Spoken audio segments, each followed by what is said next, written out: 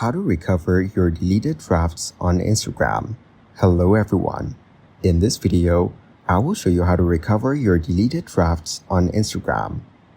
First, navigate to the Instagram app and log in to your account.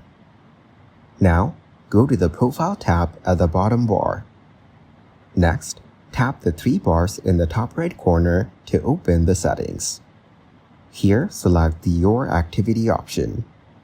Then scroll down and tap Download Your Information. You will be directed to the Account Center. After that, tap the Download or Transfer Information option. Select the accounts from which you want to get information. Tap Next and select how much information you want.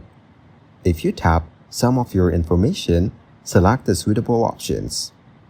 Once selected, tap the Next button. Then choose what you want to do with your information.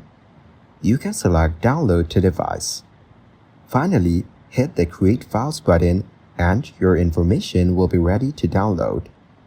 In this way, you can recover your deleted drafts on Instagram.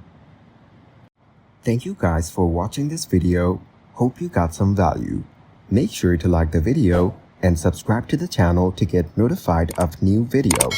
See you in the next one.